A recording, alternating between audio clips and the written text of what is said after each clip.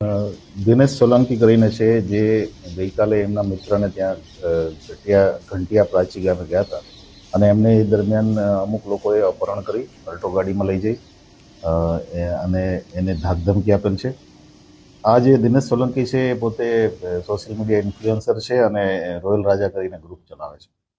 આખા બનાવનું મૂળ કારણ એવું છે કે જે સોશિયલ મીડિયામાં રાઇવલરી ચાલી રહી છે, ખાસ કરીને ફોલોઅર્સ મેળવવા માટે અથવા એકબીજાને નીચા બતાવવા માટે જે રાઇવલરી ચાલી રહી છે એમાં અને પૈસાની એમાં પણ એક પૈસાની લેતી દેતી પણ હતી. એ તમામ બાબતો ભેગી થઈ અને 12-13 આરોપીઓ છે. એમાં અર્જુન સોલંકી છે, મિત રામ છે, પાર્થ રામ છે, પ્રવીણ રામ છે. આ બધા જ આરોપીઓ ભેગા થઈ એમને સાથે બળજબરી, ધાકધમકી, મારામારી અને અપહરણ કરેલ છે. એનો ગુનો પોલીસે ગઈકાલે દાખલ કર્યો છે. અત્યારે 5 ટીમો એના કોમ્બિંગમાં લાગેલી છે. અમે 2 આરોપીઓ અને 2 ગાડીઓ જે આ ગુનામાં વપરાયેલી છે એ તમામની ધરપકડ આરોપીઓની કરી છે. આમાં 2-3 એલિમેન્ટ છે. એક એલિમેન્ટ છે કે જે દિનેશ સોલંકી જે ફરિયાદી છે એ ફરિયાદી પોતે યુટ્યુબના માધ્યમથી અને ઇન્સ્ટાગ્રામ અને ફેસબુકમાં અલગ અલગ ટાઈપના વિડીયો બનાવીને મૂકે છે.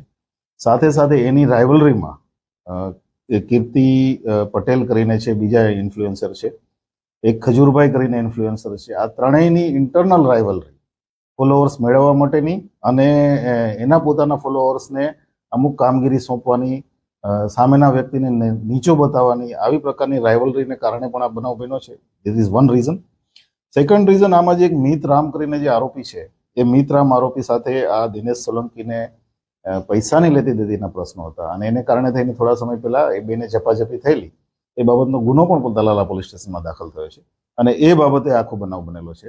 કુલ 13 આરોપી છે, જેમાં 2 મહિલા છે. 13માંથી 2 આરોપી અમે તાત્કાલિક પકડી લીધા છે અને આગળની કાર્યવાહી ચાલે છે. વિડીયો કોલિંગની બાબત છે ત્યાં સુધી જ્યાં સુધી અમે એનું ડોક્યુમેન્ટરી એવિડન્સ, કારણ કે વિડીયો કોલિંગ એટલે ડોક્યુમેન્ટરી એવિડન્સ મળશે અમને, અને ડોક્યુમેન્ટરી એવિડન્સ લઈ અને આગળ જે કંઈ પણ એમાં આરોપી હશે, વિડીયો કોલિંગમાં સામેથી કોઈ ઇન્ફ્લુઅન્સ કર્યા હોય આરોપીઓને, તો એ બાબતની પણ કાર્યવાહી કરવામાં આવશે. અત્યાર સુધી ફરિયાદમાં આ લોકો કીર્તિ પટેલના સાગરીત છે એટલી વિગત અમને મળી છે. વિડીયો કોલિંગની વિગત અને બાકીની વિગત જે છે જ્યાં સુધી અમને એવિડન્સ મળશે એના આધારે કાર્યવાહી થશે. ફરિયાદીએ સર આરોપીઓ જે નામ આપ્યા છે એમાં કીર્તિ પટેલનું નામ આપ્યું છે કે કેમ? આરોપીમાં નામ નથી, પણ કીર્તિ પટેલ સાથે એને યુટ્યુબમાં આવા પ્રશ્નો ચાલતા હતા અને એને કારણે થઈ અને આ લોકોએ મને આ રીતે હેરાન કર્યો છે એ પ્રકારનું સ્ટેટમેન્ટ પ્રાથમિક રીતે, કેમ કે અત્યારે જે ફરિયાદી છે એ હોસ્પિટલમાં છે અને એને ફ્રેક્ચર પણ છે, એટલે જ્યાં સુધી પ્રાથમિક નિવેદન અમને મળ્યું છે ને એના આધારે અમે એફઆઈઆર કરી છે. કીર્તિ પટેલની હાલ પ્રથમ હત્યા